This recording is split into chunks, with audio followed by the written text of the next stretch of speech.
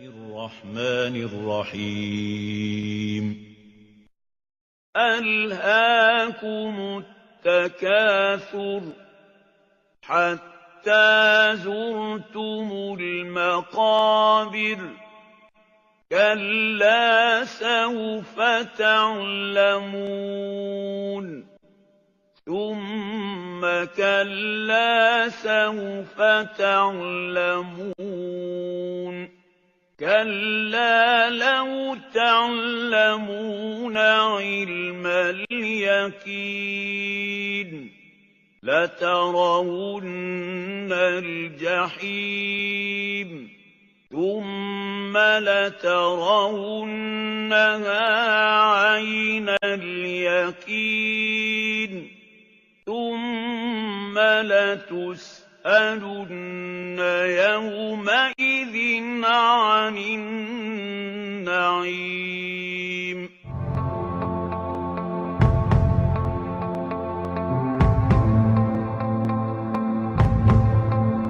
Assalamualaikum warahmatullahi wabarakatuh. Selamat pagi pemirsa Trans 7. Hasanah Ensiklopedia Islam Dunia kembali hadir ke hadapan Anda. Dunia sekarang ini tengah memasuki peradaban luar biasa hebatnya. Kemajuan teknologi menggiring manusia ke kehidupan maju yang menakjubkan. Manusia pun disibukkan dengan urusan untuk memenuhi kebutuhannya, baik untuk pribadi maupun untuk sebuah bangsa. Semuanya berujung pada satu hal, yaitu ego. Menjadi yang terhebat, hidup bermegah-megahan dan menjadi yang terbesar, membuat setan dengan mudah menghiasi manusia hingga menjadi sombong, bahkan bisa melupakan segala kenikmatan yang Allah Subhanahu wa Ta'ala berikan. Manusia seakan lupa tugasnya menjadi khalifah fil ard, justru kerusakan yang ditinggalkannya. Jangan beranjak dulu pemirsa, tetap bersama kami.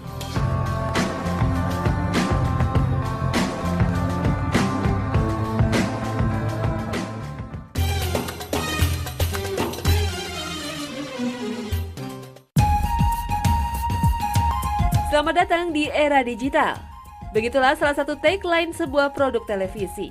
Tidak hanya melalui layar kaca, internet, telepon, fashion, budaya, mesin, hingga model persenjataan merupakan beberapa hasil teknologi yang jelas sudah bisa dirasakan manusia. Perkembangan teknologi pun kini sudah merambah ke semua bidang kehidupan dan telah mempengaruhi masyarakat dalam banyak cara. Teknologi lahir dari sebuah pemikiran dan serangkaian uji coba yang dilakukan oleh manusia dengan tujuan tertentu sehingga bisa memudahkan dan mensejahterakan kehidupan manusia.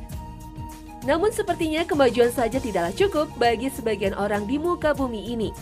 Demi sebuah pengakuan, teknologi mulai dimanfaatkan sebagai bentuk kekuasaan, kehormatan, serta hidup bermegah-megahan. Sehingga setan dengan mudah merasuki hati manusia dan menghias-hiasinya dengan kesombongan dan keangkuhan. Inilah yang harus diwaspadai seorang muslim. Jika Anda merasa mempunyai kemampuan yang berlebihan, berbagilah dengan yang tidak mampu. Curahkan energi pemikiran Anda ke jalur yang benar, serta gunakan kemajuan teknologi dengan bijak. Pada akhirnya, Anda akan menjadi golongan orang-orang yang bersyukur akan semua nikmat Allah Subhanahu wa Ta'ala.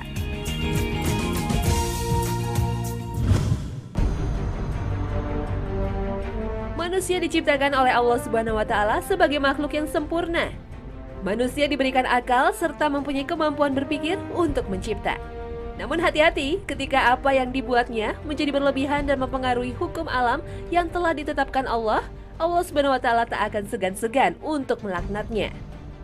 Seperti kisah Raja Namrud yang membangun Menara Babel. Menara Babel adalah menara raksasa yang dibangun pasca air bah yang memusnahkan umat manusia pada zaman Nabi Nuh alaihissalam. Walaupun teknologi saat itu masih belum canggih, namun menara ini berhasil berdiri kokoh atas dasar pemikiran Raja Namrud. Menurut beberapa sumber, Namrud membangun Menara Babel untuk mencapai langit tempat di mana Tuhan Ibrahim berada. Menara Babel juga merupakan bentuk pembangkangan terhadap perintah Nabi Nuh agar kaum Ad untuk menyebar memenuhi bumi. Mereka memilih berkumpul dan beranak pinak di antara mereka. Akhirnya kekejian terjadi, bapak menikahi anak dan anak menikahi ibu. Seperti yang dilakukan Namrud yang menikahi ibunya sendiri. Dengan alasan tidak terpecah-pecah, mereka membangun Menara Babel serta menyatakan sebagai bangsa paling hebat di zamannya. Allah pun murka. Allah datangkan azab hingga mereka tercerai-berai menjadi 72 suku dengan bahasa yang akhirnya tak mereka kenal satu sama lain. Kisah ini tertulis dalam Al-Quran Surat Al-Fajr ayat 6-13. أَلَمْ تَرَ كَيْفَ فَعَلَ رَبُّكَ بِعَادٍ إِرَمَ ذَاتِ الْعِمَادِ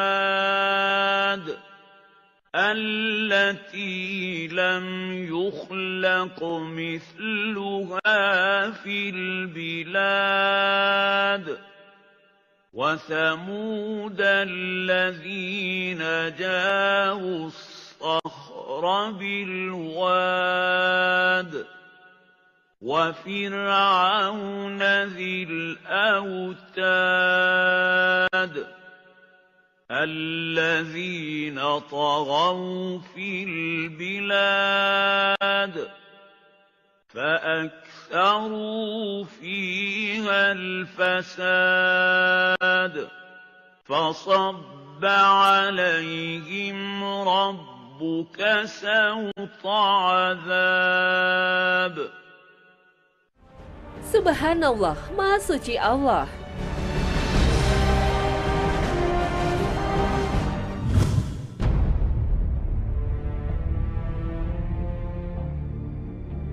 Satu lagi bukti nyata yang terkena azab Allah karena bermegah-megahan serta tidak mensyukuri nikmat Allah Subhanahu wa taala adalah Bendungan Ma'rib. Bendungan raksasa yang dibangun oleh kaum Saba ini merupakan bukti penting kemajuan teknologi kaum Saba. Saba adalah nama suatu kabilah dari kabilah-kabilah Arab yang tinggal di daerah Yaman. Mereka mendirikan kerajaan yang terkenal dengan nama Kerajaan Saba yang ibu kotanya adalah Ma'rib. Berkat bendungan raksasa ini, sebuah negeri hijau terhampar di tengah gurun pasir. Ibu kota Ma'rib diuntungkan oleh bendungan ini dan menjadikan makmur karena berbagai keuntungan geografisnya. Kota ini terletak dekat Sungai Adana. Kaum Sabah memanfaatkan letak ini dengan mendirikan bendungan seiring dengan pembangunan peradaban mereka dan mulai mengairi wilayah tersebut. Pertanian menjadi makmur dan mereka pun menikmati kesejahteraan hidup yang tinggi. Ibu kota Ma'rib adalah salah satu kota terindah di zamannya. Penulis Yunani Belili yang berkunjung dan sangat memuji negeri ini mengatakan dalam karyanya tentang hijaunya negeri Sabah. Bendungan di Ma'rib mempunyai tinggi 16 meter dengan lebar 60 meter dan panjang 620 meter. Perhitungan menunjukkan dua dataran luas di kedua sisi kota mampu diairi bendungan tersebut. Kedua dataran ini terkadang digambarkan dalam prasasti bangsa Sabah sebagai makrib dan dataran kembar. Ungkapan dua buah kebun di sebelah kanan dan sebelah kiri dalam Al-Quran sangat mungkin merujuk pada perkebunan anggur dan kebun-kebun menawan di kedua lembah ini. Berkat bendungan dan sarana pengairannya, daerah ini terkenal dengan yang sebaik-baiknya pengairan dan kesuburannya di Yaman. Ketika kita mempelajari ayat-ayat Al-Quran berdasarkan penemuan sejarah ini, kita dapati kesesuaian besar di antara keduanya. Penemuan arkeologis dan bukti sejarah benar-benar cocok dengan yang tertulis dalam Al-Quran. Kaum tersebut mengabaikan peringatan Nabi yang diutus kepada mereka dan tidak mensyukuri nikmat Allah. Akhirnya mereka dihukum dengan bencana mengerikan.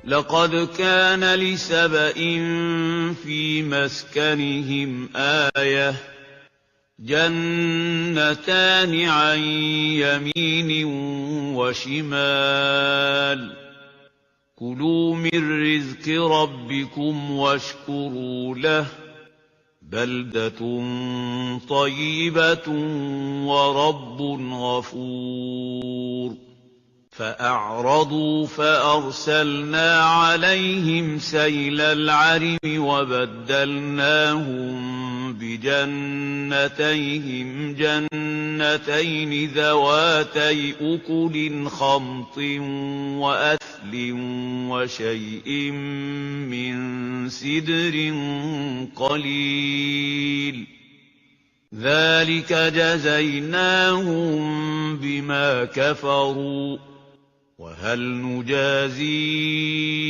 إِلَّا الْكَفُورَ. Sesungguhnya bagi kaum Sabah ada tanda kekuasaan Allah di tempat kediaman mereka, yaitu dua buah kebun di sebelah kanan dan di sebelah kiri. Kepada mereka dikatakan, makanlah olehmu dari rezeki yang dianugerahkan Tuhanmu dan bersyukurlah kamu kepadanya. Negerimu adalah negeri yang baik dan Tuhanmu adalah Tuhan yang Maha Pengampun. Tetapi mereka berpaling, maka kami datangkan kepada mereka banjir yang besar dan kami ganti kedua kebun mereka dengan 2 kebun yang ditumbuhi pohon-pohon yang berbuah pahit, pohon asal, dan sedikit dari pohon sider. Demikianlah kami memberikan balasan kepada mereka karena kekafiran mereka. Dan kami tidak menjatuhkan azab yang demikian itu, melainkan hanya kepada orang-orang yang sangat kafir. Keangkuhan mereka atas kemakmurannya membuat mereka berpaling dari Allah.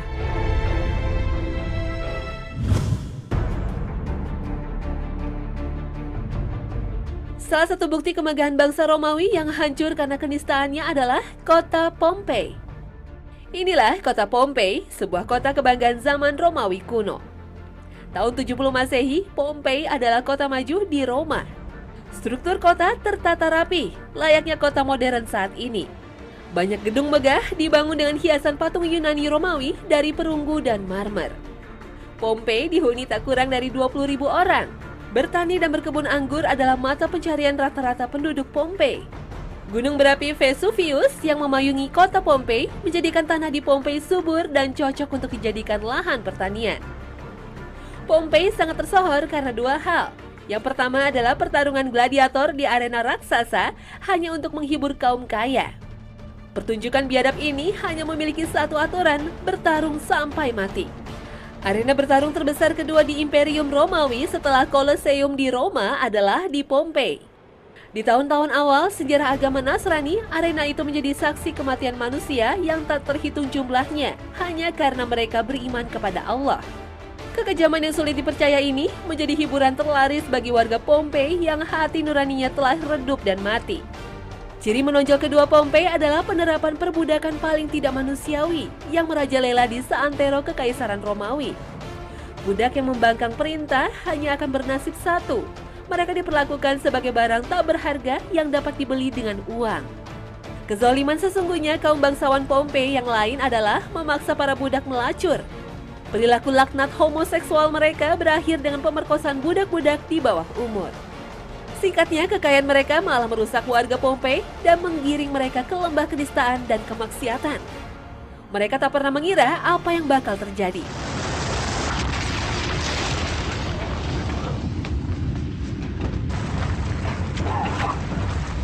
Pada tahun 79 Masehi, Gunung Vesuvius meletus dan menyebabkan puluhan ribu orang tewas serta meluluhlantahkan kota Pompei.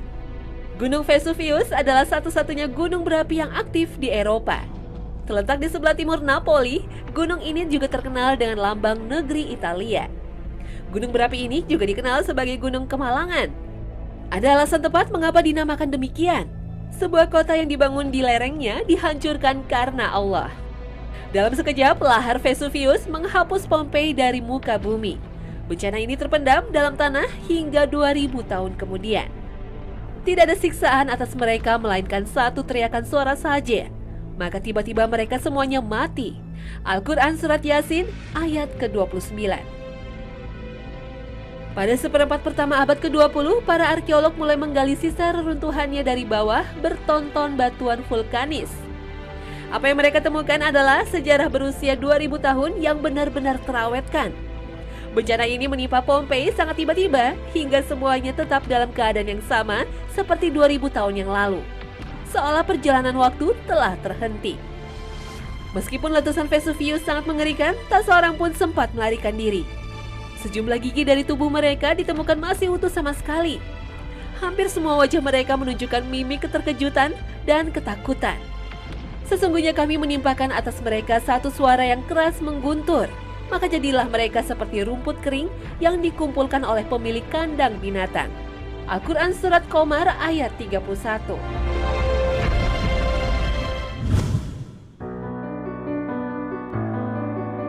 Di era masa kini, di sisi timur bumi ini manusia tak kalah hebatnya dalam membangun monumen kebesaran. Adalah negeri tirai bambu Cina yang terus melakukan serangkaian proyek ambisius yang besar-besaran. Ribuan komplek apartemen berlantai tinggi dibangun.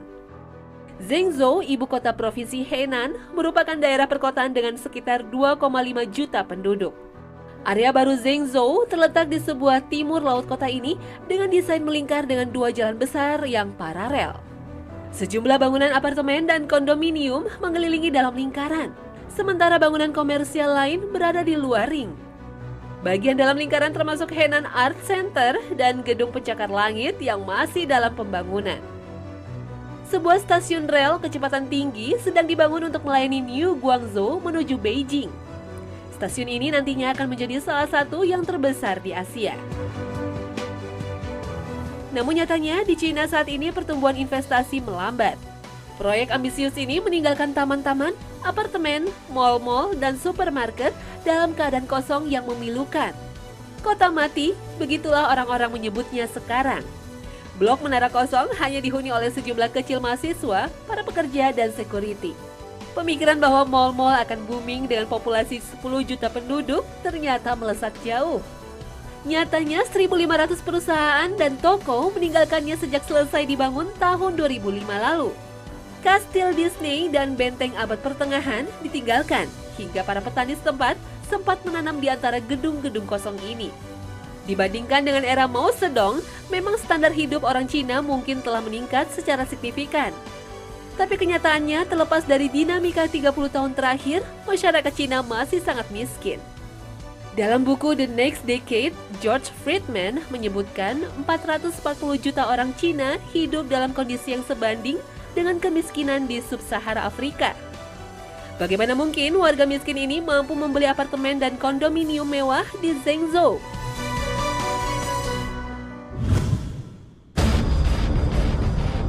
Fenomena kemegahan yang hanya mengejar citra ternyata juga dilakukan oleh negara adidaya Amerika. Negara yang mengaku nomor 1 di dunia ini juga seperti China, membangun sejumlah proyek prestisius. Namun sayang, ambisi ini tak diikuti dengan kesejahteraan kemampuan ekonomi warganya. Studi kepuasan pembeli dan penjualan rumah di Amerika tahun 2011 hingga 2012 menunjukkan penurunan yang drastis. Krisis finansial global yang meluluhlantahkan sendi-sendi perekonomian Amerika membuat harga properti jatuh bahkan lebih rendah dari harga properti di Indonesia. Kebangkrutan Amerika ini, menurut Profesor Michael Sabino dari St. John's University, adalah akibat sistem dan ideologi yang rusak dan tamak. Mereka mendapat tulah atau akibat dari kerakusan sendiri yang sangat berlebihan dalam mencari untung. Bukankah Allah telah memperingatkan manusia untuk menjauhi sifat tamak dan berlebih-lebihan? Seperti sabdanya dalam Al-Quran. Ketahuilah bahwa kehidupan di dunia ini hanyalah permainan dan sesuatu yang melalaikan. Perhiasan dan bermegah-megah antara kamu serta berbangga-banggaan tentang banyaknya harta dan anak seperti hujan yang tanam tanamannya mengagumkan para petani. Kemudian tanaman itu menjadi kering dan kamu lihat warna kuning kemudian hancur. Dan di akhirat nanti ada azab yang keras dan ampunan dari Allah serta keridoannya. Dan kehidupan ini tidak lain hanyalah kesenangan yang menipu. Al-Quran Surat Al-Hadid ayat 20.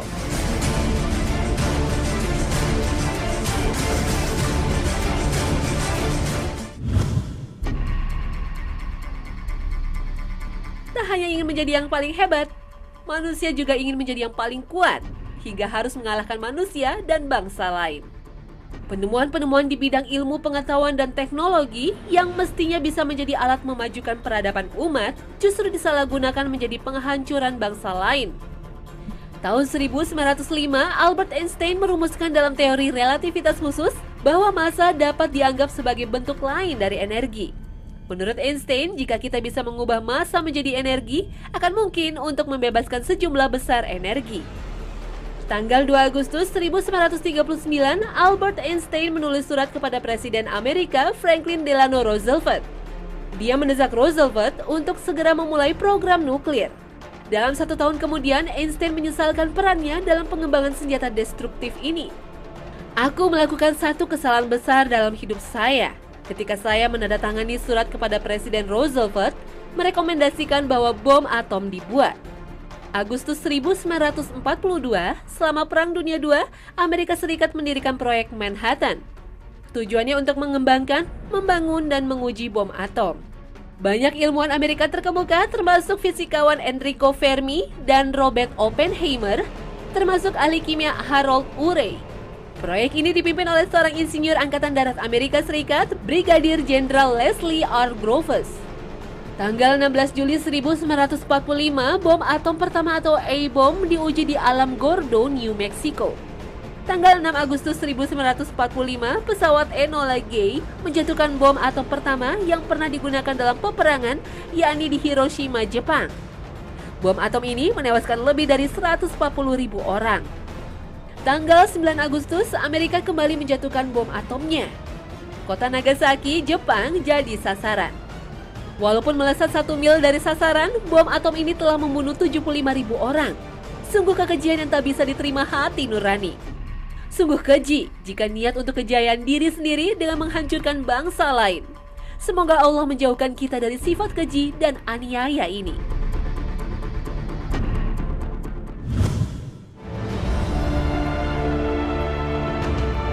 Manusia memang sejatinya memiliki nafsu ingin bermegah-megahan. Apalagi jika dirinya mempunyai kemampuan untuk memfasilitasi nafsunya. Harta, keturunan, dan kekuasaan adalah pemicu dari sifat manusia yang ingin hidup bermegah-megahan serta memamerkan dari apa yang dia punya.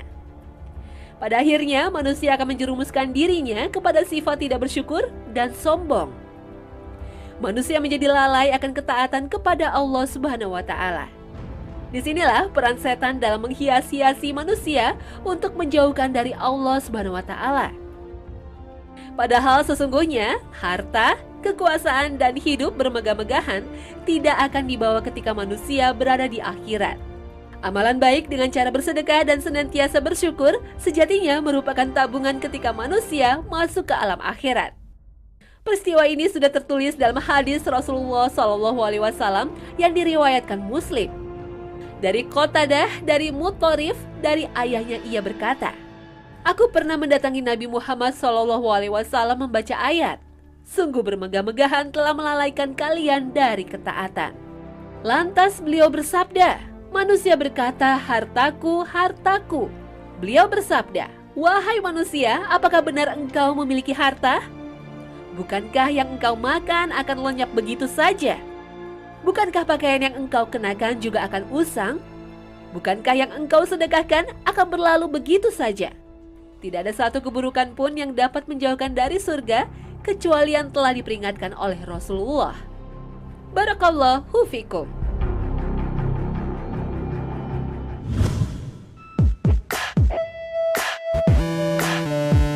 Nah pemirsa setia Hasanah, berakhir sudah kebersamaan kita pagi ini. Jumpa lagi esok dengan informasi yang menebalkan keimanan dan meluaskan pengetahuan kita. Wassalamualaikum warahmatullahi wabarakatuh.